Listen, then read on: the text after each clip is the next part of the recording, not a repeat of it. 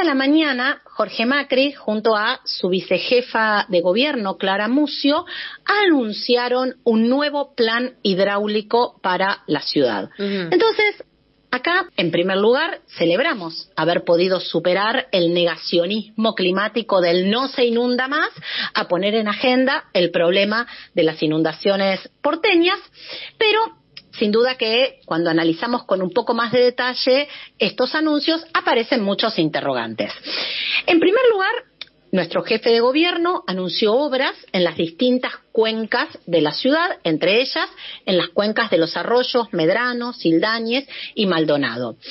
Lo llamativo es que anunció obras que ya fueron ejecutadas, como por ejemplo mejorar la desembocadura del arroyo Medrano, y anunció obras muy esperadas como la ampliación de los reservorios en Parque Sarmiento, una obra que hace más de una década las vecinas y los vecinos de Saavedra vienen reclamando.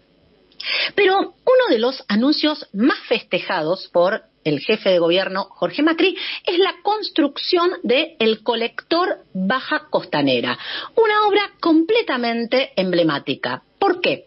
Estamos hablando de una obra faraónica, estamos hablando de una obra que tiene 17 kilómetros de extensión, un mega colector cloacal que va paralelo a la costanera desde la General Paz al Riachuelo para darle servicio cloacal a los emprendimientos suntuosos que están ubicados en las tierras públicas de nuestra costanera, y por supuesto esta obra va a ejecutarse con el dinero de las y los porteños. Mientras tanto, las obras de agua y cloaca que el gobierno de la ciudad venía ejecutando en la Villa 2124 siguen paralizadas.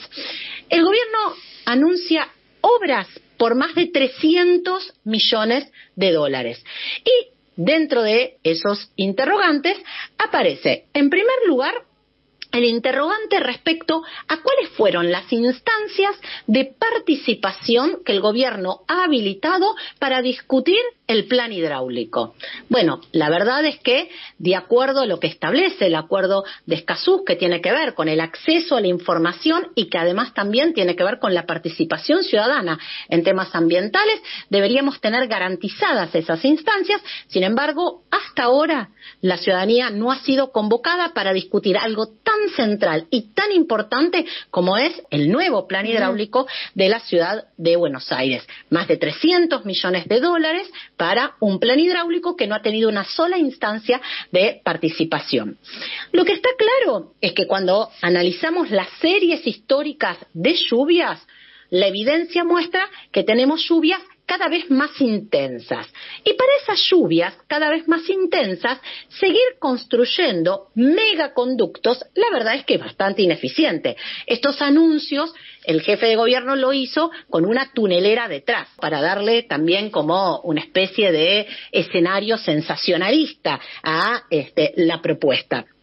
La verdad es que para estas lluvias cada vez más intensas, lo eficiente, como sucede en muchas ciudades del mundo, tiene que ver con gestionar el agua de lluvia donde cae, reteniendo el agua de lluvia. Y para eso es fundamental mejorar el arbolado público, mejorar la capacidad de infiltración de las aguas de lluvia con mejores y más superficies verdes, generar sistemas de retención de las aguas de lluvia en las zonas que tenemos deprimidas en los espacios públicos. Por eso la ampliación de los reservorios del Parque Sarmiento es absolutamente precisa.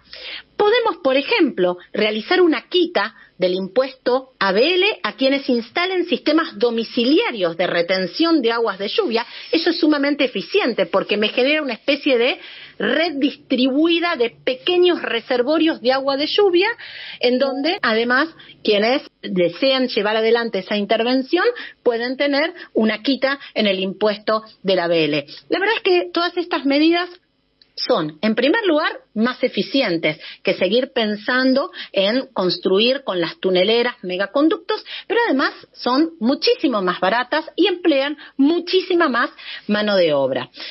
Pero yo creo que el interrogante central en estos anuncios tiene que ver por qué con el esfuerzo de la ciudadanía porteña vamos a tener que ejecutar obras faraónicas a los emprendimientos suntuosos de la costanera. Obras faraónicas en donde además prácticamente sin tratar las aguas, vamos a volcar sus aguas cloacales al río de la Plata. Un plan hidráulico sin plan de contingencia no es un plan hidráulico. La verdad es que no hubo un solo comentario del jefe de gobierno durante la conferencia de prensa respecto al plan de contingencia tan esperado. La verdad es que se ve que nuevamente Jorge Macri nos va a aconsejar durante una lluvia intensa si tenemos que manejar despacio, si tenemos que caminar con cuidado, si tenemos que sacar la maceta de los balcones, o como por ejemplo en el discurso de hoy, donde nos pidió que barriéramos la vereda hacia adentro de casa para no tapar los sumideros.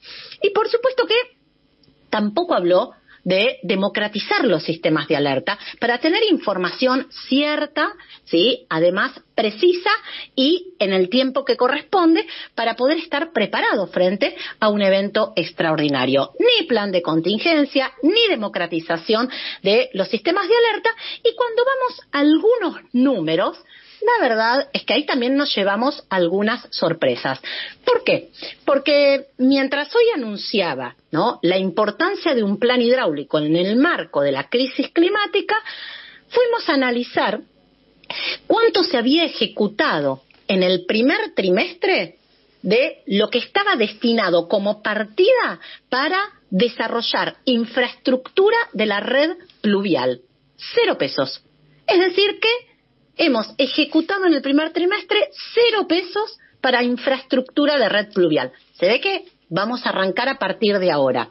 Cuando empezamos a analizar, por ejemplo, de los 32.000 millones destinados a obras de infraestructura urbana, ¿cuánto se ejecutó? Vemos que menos de 600 millones de pesos.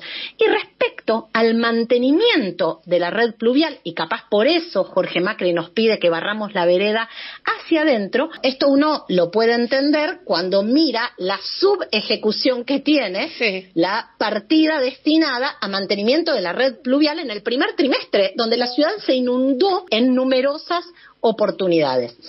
La verdad es que, si bien celebramos que esté en agenda el problema de las inundaciones, lo que observamos es que detrás de este plan hidráulico está el gran negocio de ese megacolector que le va a dar servicio cloacal a todas esas construcciones suntuosas que están ubicadas en las tierras públicas de nuestra costanera. Así que lo que debería ser una buena noticia, la verdad es que termina siendo opacada cuando uno empieza un poco a desmenuzar y analizar estos anuncios.